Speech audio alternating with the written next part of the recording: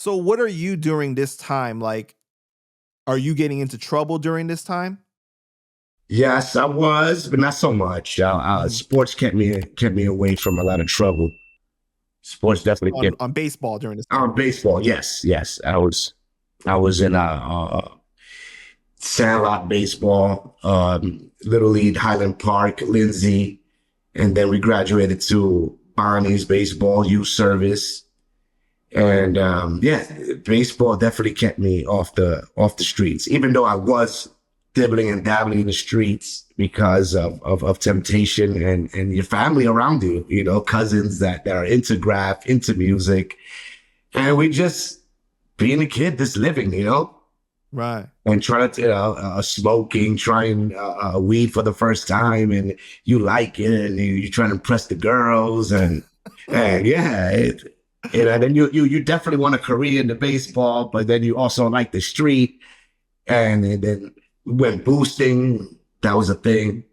Clothing, uh, cans, markers, black books, whatever it was. We would go to the city and rack up, bro. Propane. I was a bandit. I was a bandit from propane like 20 times, bro. Wow. It's a good reminder that during those years, it's a very confusing time for kids, right? You can go either one or the other way. Like that's like the time where you can make a decision that changes your life forever. Yes, yes, and I was on thin ice because I was on both playing fields. I had the positive people, and I also, but my mom was always put that fear in me. I respect my mom's a lot. I rebelled as well as a teenager, and caught my attitudes here and there. But I always respect my mom. So why did you not pursue a career in baseball? What happened? I was getting older and nothing was happening. I was pretty good. But then what was derailing me from baseball is my passion for music.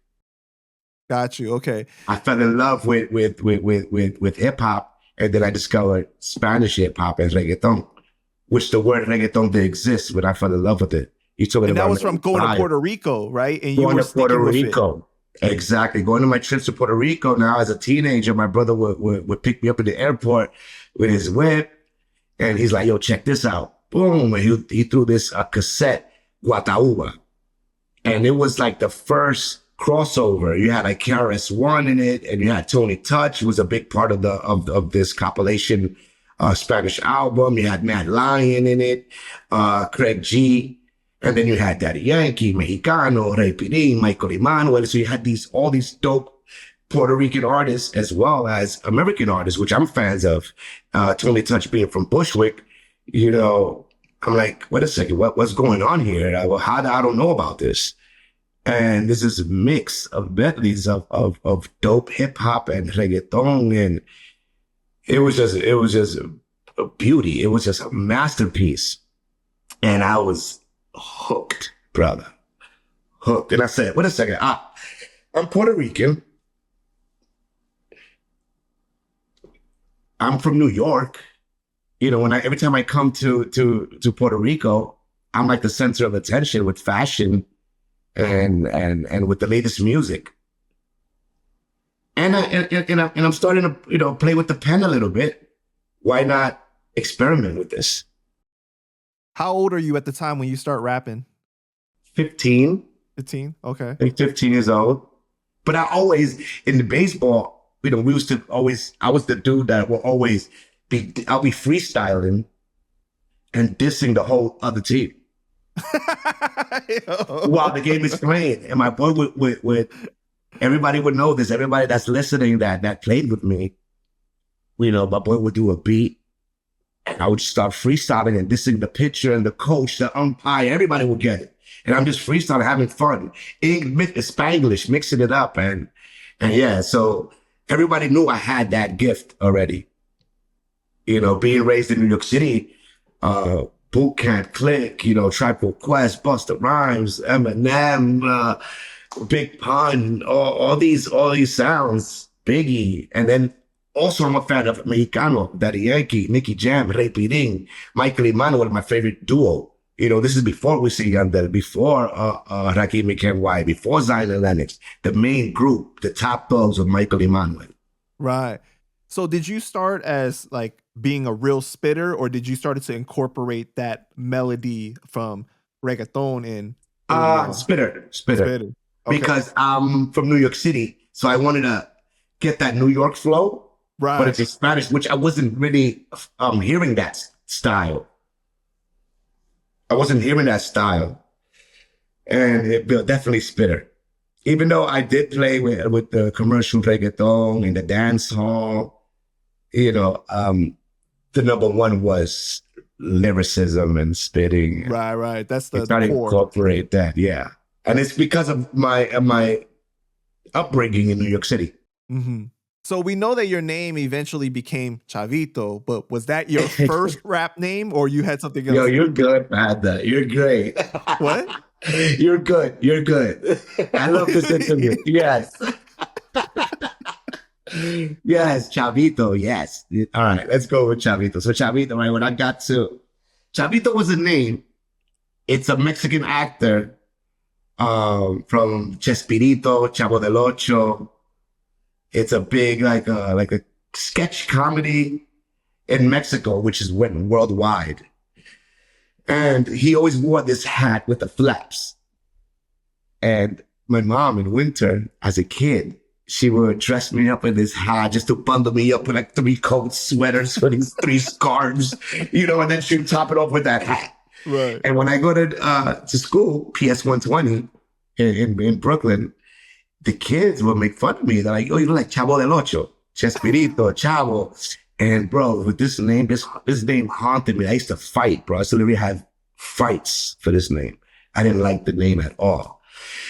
It started sticking, and it wouldn't stop. It's all fun and games. My whole family would call me Chavito. They say I look like Chavo del Ocho. So then I'm in high school now, and the same way I'll do in Bushwick High School. Shout out to my Bushwick Tigers alumni, my whole crew. I was also the rapper of the team. I would diss the other schools, and they're like, "What am I gonna call myself?" When I started going to the studio and actually started writing songs, I was like, I didn't know what to call myself. What, Danny D, Right. MC Danny? Like, come on, nah. I couldn't find a name that was thick, and everybody called me Chavito anyway, so I just stood with Chavito. Chavito is in Mexico and Latin America is like someone young, a little kid, copper, penny. So yeah, that's where Chavito came from. So a name that I disliked became, legendary. Legendary in my career.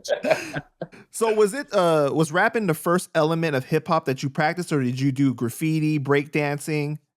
Breakdancing. I remember in birthday parties, and breakdance was a thing. I used to breakdance in the birthday parties, and I'll do fake windmills and you were spinning on your head? Baby freebies. Oh, I couldn't do that. No, it wasn't that serious. I was trying to do breakdance. Yeah, I was trying. Because I was about to ask you if you could still do it now. My career will be done. It'll be done. But shout out to Mr. Freeze. Shout out to Crazy Legs. Shout out to these amazing artists. Shout out to the whole Rocksteady crew, which shows me so much love. And it's amazing that you grow up idolizing these people, and it's cool that now you could just call them, man. It's amazing. Yeah. So then you got into graffiti after? Then graffiti. My cousin Tech MLB was a well-known graffiti artist in the 90s, 80s and 90s. TEC, Tech MLB, Masters of Bombing, Masters of Bushwick, Money Over Bitches, just MLB, man. MLB to the core. And I would see legendary. You have Scuff one day come through Arian Place, Cast 5, Knox, Giz, shout out to Theme, KD, D-Rock from Bushwick, a bunch of artists who just come through. And this is very early on. So this is before they blew up in the graph game. They were passing through Arian Place and checking out my cousin Tech. Tech was also a DJ. I would run off. I was the golfer. Like, yo, go get me some Lucy's. And just being with the big guys, I felt like powerful. I felt cool, and I'll go buy the records. But all this is molding me. You know what I mean? I'm buying vinyls at the record shop. They'll give me a list, and I remember buying "Dirty Cash." That song, it's like a house record. Yeah, yeah. Yeah, "Dirty Cash." I want you. That was. I remember going with a $10 bill, copying the vinyl, bringing it back, everybody hyped. My cousin spitting on the block, so on the block parties, that's a form of my hip hop education. And Block parties, man. Wow. block parties with the pump, full blast, the fire hydrant, Yeah, man. That's great. definitely influence for your art. Absolutely. 80s, 90s, man. Yeah. It's the aesthetics is there. It's recorded in my memory. So who becomes your top 5 rap influences? My top 5 rap influences when I started picking up the pen for sure. I have to put Tribe Called Quest in there. This is the sounds that I was listening to. Duck Down. Everyone from Duck Down. Wu-Tang. Number 1. To this day. Wu-Tang.